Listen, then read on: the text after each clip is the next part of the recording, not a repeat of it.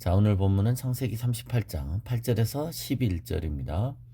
유다가 오난에게 이르되 내 형수에게로 들어가서 남편의 아우된 본분을 행하여 내 형을 위하여 씨가 있게 하라. 오난이 그 씨가 자기 것이 되지 않을 줄 알므로 형수에게 들어갔을 때 그의 형에게 씨를 주지 아니하려고 땅에 설정하며 그 일이 여호와가 보시기에 악함으로 여호와께서 그도 죽이시니 유다가 그의 며느리 다말에게 이르되 수절하고 내 아버지 집에 있어 내 아들 셀라가 장성하기를 기다리라 하니 셀라도 그 형들 같이 죽을까 염려함이라. 다말이 가서 그의 아버지 집에 있으니라. 자, 유다의 첫째 아들 엘이 죽자 그 동생인 오난에게 형을 위해 아이를 낳게 하라고 유다는 시킵니다. 이것이 우리가 흔히 말하는 유대인들 제도 가운데 있는 형사취수 제도입니다. 아들을 낳지 못하고 남자가 죽으면 그 재산의 몫이 없어지게 되므로 동생을 통해 유산을 물려주도록 하는 제도이죠. 우리나라에도 고대에 비슷한 게 있었어요. 그러면 동생은 형수와 관계해서 아들을 낳아도 자기의 아들이 아니고 죽은 형의 아들이 되는 것이죠. 이 제도는 동생의 희생을 통해 형의 유산을 지켜주려고 하는 제도입니다. 그런데 이런 형사취수 제도의 동생의 입장에서 이 제도를 보면 만일 형사취수를 안 했을 경우 형의 몫까지 자기 것이 되죠. 그런데 내가 형수를 취함으로 형의 유산을 보존해 주는 것이므로 자기 스스로 자기 몫을 줄이게 하는 효과가 있는 겁니다. 장자권도 자기가 아닌 형의 아들에게 넘어가는 것이죠. 그러니까 죽은 사람에게 아들을 만들어 줌으로 자기 몫을 줄일 필요가 뭐가 있겠느냐라고 동생은 생각하는 거예요. 아버지의 유산이 3분의 1로 줄어들게 되는 겁니다. 장자는 상속을 다른 형제의 2배를 받게 되므로 형사취수를 통해 형의 아들을 내가 대신 갖게 해준다면 자기 스스로 자기 유산을 줄이게 되는 것입니다. 그걸 아는 오나는 그죠? 이 엘의 부인이었던 이 다말과 관계를 하되 사정을 하다가 결정적인 순간에 피임을 하는 것입니다. 그래서 우리가 여기서 유래된 그 용어가 있죠. 오나니즘이라고. 우리가 흔히 그죠? 이게 내용이 와전돼서 그 자유행위를 오나니즘 이렇게 말하지만 원래 오나니즘이라는 말의 개념은 이런 형사취수 제도를 통한 것에 그걸 거부했다는 뜻입니다. 그러니까 피임 자체를 금지한 것이 아니라 오난을 하나님이 그런데 오난이 했던 이 피임 자체를 하나님 뭐라고 하신 게 아니라는 거예요. 오난을 바로 죽이신 이유는 피임 자체가 범죄였기 때문이 아니라 그것이 간음죄였기 때문에 그렇습니다. 그래서 오난이 한 행위를 갖고 피임을 하면 그 피임 자체가 하나님이 원치 않는 거다. 그러므로 생기는 대로 애를 낳아야 된다라고 주장하는 일부 그 고지식한 사람들이 있습니다. 그런데 오난이 죽은 이유는 피임을 했기 때문에 사정을 할 때 이게 임신이 안 되도록 했기 때문이 아니라 그가 간음을 했기 때문인 것이에요. 그러니까 왜 그러냐면 오난은 형의 아들을 낳을 생각이 전혀 없었거든요. 그러니까 겉으로는 아버지가 형수를 취하라는 말에 순종하는 것처럼 해놓고 실제로 형수와 성관계를 하지만 엉뚱한데 사정함으로 아이를 갖지 않게 한 거예요. 그래서 오늘 본문에 형수에게 들어갔을 때라는 말이 있죠. 이게 들어갈 때마다라는 뜻이에요. 들어갈 때마다. 그러니까 형수와의 관계는 즐겼지만 그러나 피임했다는 겁니다. 그러니까 이게 피임 자체를 말하는 게 아니라 간음을 얘기하는 겁니다. 자, 여기서 다말의 관점에서 이 모든 이야기를 다시 한번 보십시다. 그럼 다말은 왜 이 집안에 이렇게 굳이 이 모든 걸 겪으면서 남아 있으려고 했느냐 이겁니다. 다말은 남편이 죽었을 때 가나안 방식으로 새 출발할 수 있었습니다. 왜냐하면 남편과 사별했잖아요. 다말은 이방 여인이었기 때문에 형사 취소의 제도를 지킬 의무도 없었습니다. 룻기에서도 비슷하게 시어머니 나오미는 베들레헴으로 돌아올 때 모압 땅에서 얻은 며느리들에게 다 각자 자기 고향으로 살 길 찾아 떠나라고 그랬습니다. 그러니까 남자가 없다는 것은 여자는 그 당시에 유업이 없다는 것이고, 그래서 그죠? 그래서 지금 내가 늙어서 결혼을 할 수도 없고, 또 한다 쳐도 지금 나와서 너희들에게 주기에는 너무 오래 걸린다. 나오미가 그렇게 말했잖아요. 그러자 첫째 모압 출신 며느리는 그 나오미의 권고를 듣고 돌아갑니다.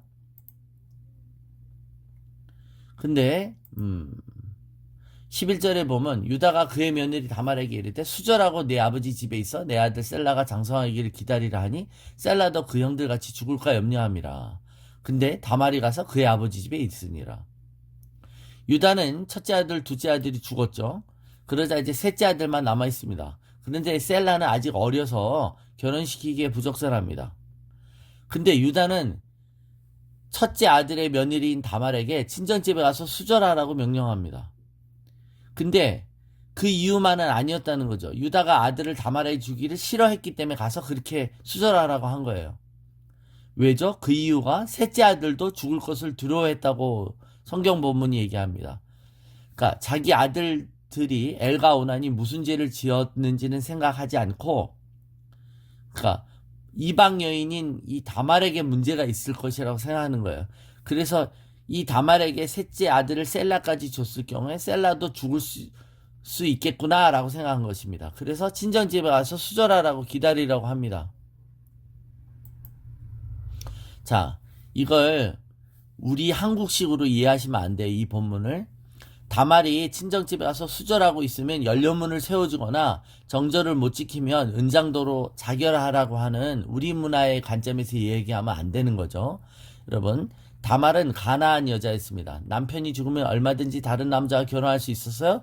그런데 다말이 유다의 집에 남기를 원했다는 것을 이 본문에서 읽을 수 있어야 돼요. 그녀는 재혼도 할 수 있었어요. 그러나 유다의 집에 며느리로 남기를 원했다는 겁니다. 즉 이스라엘의 씨를 달라고 시아버지께 요구한 것이죠. 아들을 낳아 합법적인 이스라엘의 백성이 될 수 있게 해달라고 이 이방인 며느리가 요구했다는 것을 알 수 있는 것입니다. 만일 다말이 이런 요구를 하지 않았다면 유다가 셋째 아들을 줄지에 대한 고민을 할 필요도 없었던 것이죠. 유다를 통해 야곱 집안의 비밀을 알게 됐어요. 이 집안이 바로 하나님 쓰시는 집안이라는 걸 다말은 믿음으로 알게 됐죠. 그래서 이 집안을 통해 하나님이 계속 일하실 것을 깨달은 거예요. 그럴 때 이 다말이 생각한 건 뭐예요? 하나님의 약속을 내가 놓치지 않아야 되겠다고 생각한 것입니다. 하나님 나라에서 땅을 차지하려면 내가 이 집안의 씨를 가져야 하고 이방 며느리인 자신이 그러나 아들이 없으면 그저 나는 이방인이고 나그네에 불과하다는 걸 알게 된 거예요. 그죠? 그래서 내가 사람들 앞에 창피함을 당해도 좋고 업신여김을 당해도 좋으니 또 시동생에게 굴욕을 당해도 좋으니 무슨 수를 써서라도 이 집안의 구성원이 되는 축복을 붙들고 싶은 거였다는 거예요. 그러니까 여기에 이 행간에 다말의 믿음이 숨어 있다는 것을 먼저 읽으셔야 창세기 38장을 이해할 수 있습니다. 룻기에서도 나오미가 각자 살 길을 찾아 가라고 했을 때도 룻이 뭐라고 그래요? 내게 어머니를 떠나며 어머니를 따르지 말고 돌아가라 강권하지 마옵소서. 어머니께서 가시는 곳에 나도 가고 어머니께서 머무시는 곳에 나도 머물겠나이다. 어머니의 백성이 나의 백성이 되고 어머니의 하나님이 나의 하나님이 되시리니 이러잖아요. 그래서 이런 고백을 했던 룻은 결국 다윗의 증조 할머니가 되지 않습니까? 다말도 지금 자신의 소원대로 이스라엘에서 가장 복받은 여자 중에 하나가 됩니다. 이스라엘 사람들은 다말을 복 있는 여자로 칭송합니다. 마태복음 1장에 보면 여자의 이름이 한 5명이가 나오죠. 그중 이방인 여자들의 이름이 누구죠? 다말, 라합, 룻이에요.